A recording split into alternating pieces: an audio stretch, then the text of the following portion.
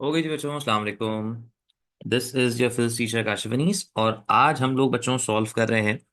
हमारे पास हमारा एक पास पेपर विच इज 505422 मई जून 2024। ठीक है, और आए स्टार्ट करते हैं।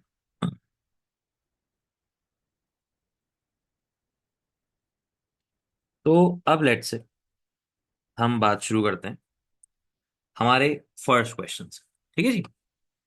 तो अब लेट से अगर आप इसमें देखें तो क्या क्या है। The figure 1.1 shows two trolleys, one of the front of the trolley A, there's a wooden rod. The trolley B is initially at rest. As the trolley A moves towards the right, the rod enters the molding clay. ठीक है। The trolley A slows down and the trolley B starts moving. यानी कि जब ये इससे टकराएगा तो ये moulding clay यानी कि ये बेंड हो सकती है। क्या करेगी? उसी काइनेटिक एनर्जी एब्जॉर्ब कर लेगी और ऑटोमेटिकली इसका मोमेंटम रिटार्ड होगा, कम होना शुरू हो जाएगा और इसका मोमेंटम फिर बढ़ना शुरू हो जाएगा। आप देख सकते हैं ट्रॉली ए की स्पीड पहले कांस्टेंट थी, बी इस वक्त रेस्ट पे था। जैसे ही यहाँ पे कोलिजन हुआ होगा इसकी स्पीड कम होना शुरू हो गई, इसकी स्पीड बढ़ना शुरू हो गई। और अब दोनों, अब ये देखिए दोनों साथ मूव कर रहे हैं। क्यों? ये जब मोल्डिंग क्ले है ये इसको अटैच कर लेगा ना, ट्रैक कर लेगा, जिसकी वजह से स्पीड अब दोनों की सेम हो जाएगी, कांस्टेंट हो जाएगी। अब क्या कह रहे थे? Trolley start to collide at point 3। At point 5 the trolleys are moving with the same at the same speed. State how figure 1.2 shows that during the collision trolley B has a uniform acceleration। अच्छा, अब हम कैसे बताएं कि भी trolley B की जो acceleration है वो कांस्टेंट है? तो आप देख सकते हैं this is the speed time graph और इसका अगर हम ग्रेडियंट निकालें so that gradient will be equals to the acceleration. ठीक है, और इसका जो ग्रेडियंट है that is the straight line, है ना। तो हम यहाँ पे लिख देंगे बच्चों क्या, the graph is a straight line या the gradient is constant and so on. ठीक है। Describe how the graph in the figure 1.2 shows that the magnitude of the size of the acceleration of B is larger than the magnitude of the deceleration of A। अब हम दो काम कर सकते हैं। अगर आप देखें, एक तो ये टाइम स्लॉट और ये टाइम स्लॉट, इसकी स्पीड जो थी मान लें यहाँ पे कुछ होगी। अब अगर आप देखें तो यहाँ पे 0.2 और 5 बॉक्सेस आ रहे हैं, तो अगर मैं 0.2 को 5 से डिवाइड कर दूं तो one box is of 0.04 somewhat. तो ये होगा 0.64, 0.68, 0.72 और 0.72 प्लस 0.68 डिवाइड बाय 2, ये 0.7 समथिंग कुछ होगा।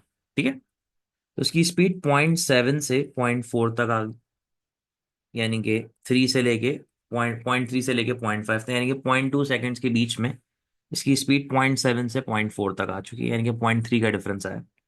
लेकिन अगर हम बी को देखें तो बी की स्पीड 0 से 0.4 तक जा चुकी है। तो आप कह सकते हैं the change of speed in B is greater than the change of speed in A in the same time interval. वरना एक सिंपल सी लॉजिक बताएं, इसका ग्रेडियंट इससे ज्यादा है, इसी वजह से जो बी की एक्सेलरेशन है वो ज्यादा है ए से। तो आप यहाँ पे लिख सकते हैं the gradient of B is greater than A, या स्पीड वाला रीजन भी आप यहाँ पे लिख सकते हैं। ठीक है। तो इस तरीके से आप ये वाला क्वेश्चन बहुत इजीली सॉल्व कर सकते हो। नाउ अब आपसे कह रहे हैं एक्सेलरेशन निकालो। अच्छा, अब देखो अगर हम यहाँ पे देखें तो that is basically a velocity time graph या स्पीड टाइम ग्राफ, और इसका अगर हम ग्रेडियंट निकालें so that will be equals to acceleration. अब यहाँ पे ऑल दो उन्होंने एक टाइम दिया हुआ है बट हमें ग्रेडियंट निकालना पड़ेगा, बी का निकालना पड़ेगा। तो आ जाए, तो लेट से अब अगर हम इस ग्राफ को यहाँ पे समझें, काम करते हैं, इसकी पिक्चर उठा लेते हैं, यहीं पेस्ट कर देते हैं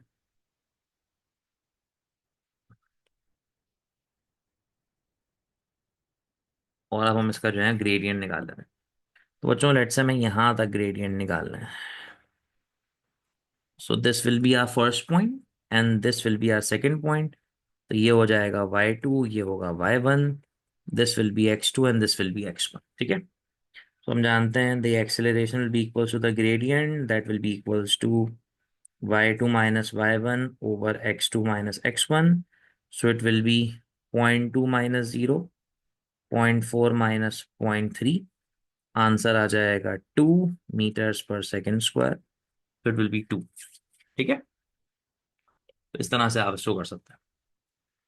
अब जब आप नीचे की तरफ आएंगे तो क्या कह रहे हैं, तो ट्रॉली है जिस जिसका मास आपको दिया हुआ है, ट्रॉली ए का 0.8 और बी का दिया हुआ है 0.6, कह रहे हैं show that the momentum is conserved in the collision. अच्छा, कंजर्व्ड इन द कोलिजन का मतलब क्या हुआ, कि जो टोटल मोमेंटम टकराने से पहले होना चाहिए वही टकराने के बाद भी होना चाहिए। तो अगर हम आपकी हेल्प करें तो लेट्स से आप यहाँ पे देख सकते हैं, मिसाल के तौर पे हमें जो है वो इस तरह से निकालना होगा। ये देखिए, तो जैसे मैंने आपसे कहा था, ये जो एक बॉक्स है वो 0.04 का है, मैंने कैसे निकाला, 0.2 को 5 से डिवाइड कर दिया, 1 2 एंड इट इज 2.5।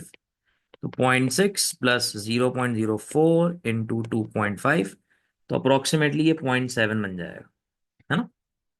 और ये इसकी इनिशियल स्पीड है, ठीक है। और इसका मास आपको कितना दिया हुआ है, दैट इज 0.8 kg। ये समझाने की नहीं, हम यहाँ पे लिख देते हैं। और शुरू में जो सेकंड था, एक सेकंड, और ये जो दूसरा था इसकी स्पीड तो 0 है, और इसका जो मास आपको दे दिया गया है दैट इज 0.6, ठीक है। हाँ, टकराने के बाद आप देख सकते हैं दोनों की स्पीड 0.4 है।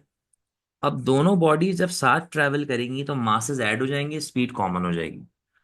तो आप यहाँ पे इस तरह लिख सकते हैं कि टोटल मोमेंटम बिफोर कोलिजन। तो कैसे लिख सकते हैं आप, सिंपली 0.8 इंटू 0.7 प्लस 0.6 इंटू 0। तो बच्चों 0.8 into 0.7, it will be around 0.56 Newton second, या केजी इंटू मीटर पर सेकेंड भी लिख सकते हो। और अब सेम काम दोबारा से करो, बट अब तुम लोग क्या लिखोगे, तुम लोग लिखोगे total momentum not before collision rather than total momentum after collision. अच्छा, अब आफ्टर कोलिजन के बाद क्या होगा, दोनों की स्पीड कॉमन हो जाएगी, मासेस जो है वो सेम, मासेस तो खैर एडअप हो जाएंगे। तो 0.8 इंटू 0.4 प्लस 0.6 इंटू 0.4, तो 0.8 प्लस 0.6 इंटू 0.4, आंसर आ जाएगा फिर से 0.56 न्यूटन सेकेंड। तो आप देख सकते हैं दोनों मोमेंटम जो है सेम आ रहा है, इसका मतलब मोमेंटम इज कंजर्व। बात समझ पा रहे हैं मेरी, क्या कहना चाह रहा हूँ।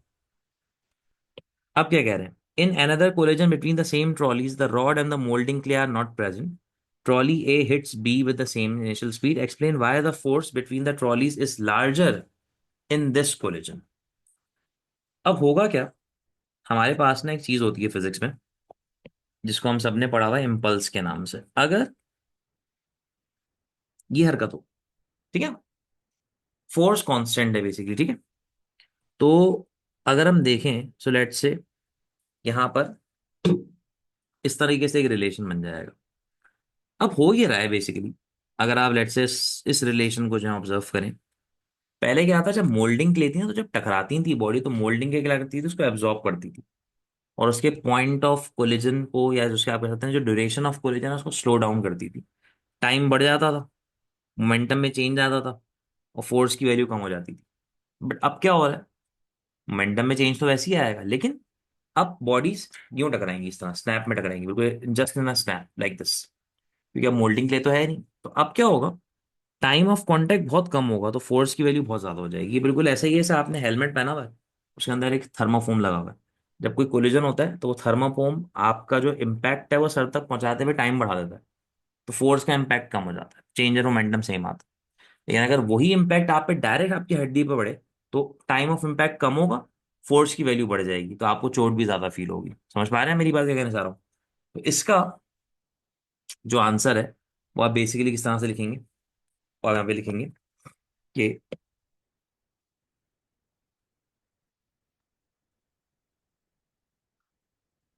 हाँ जी,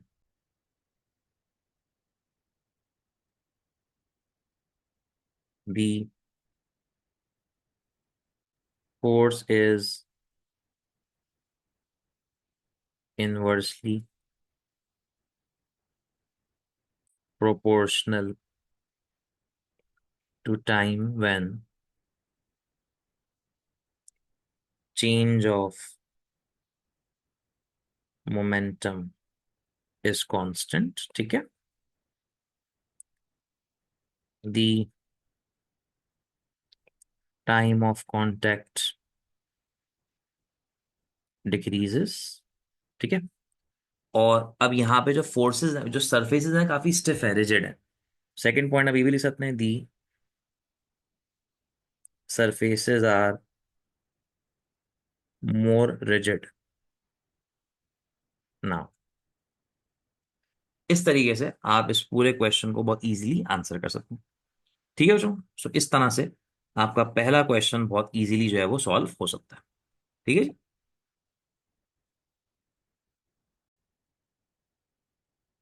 तो now we are on our part number, question number two, part number to.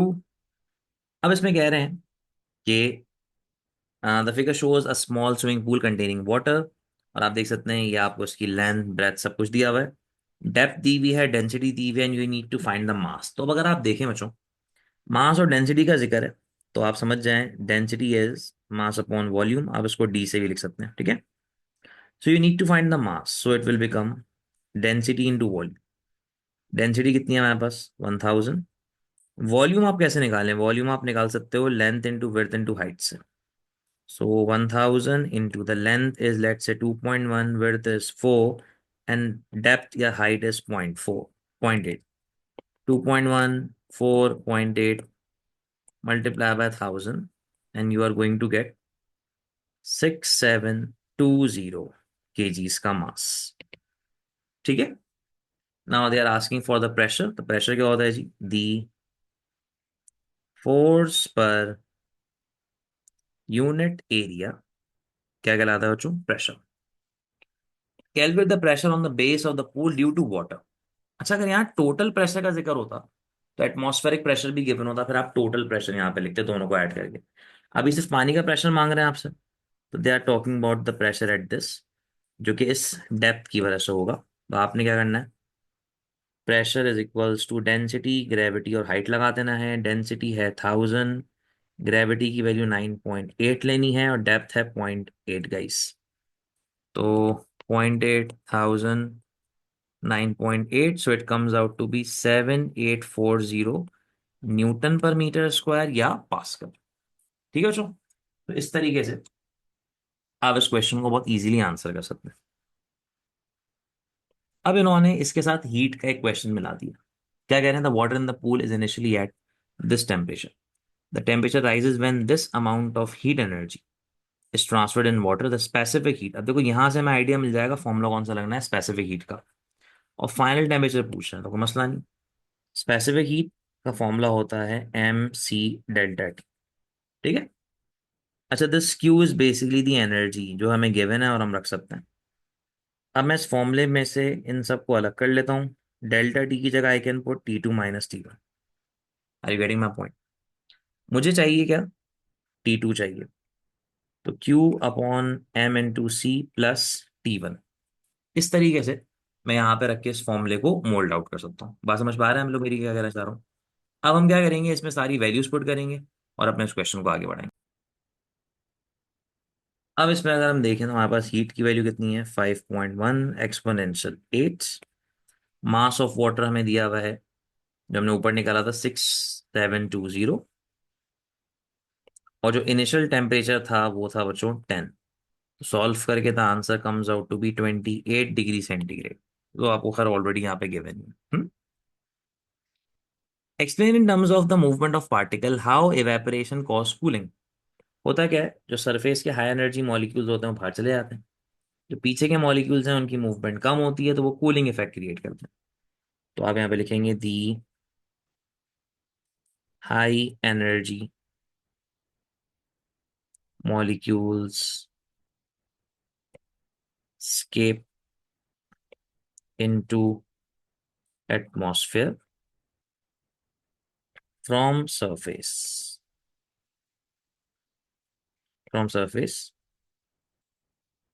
leaving behind low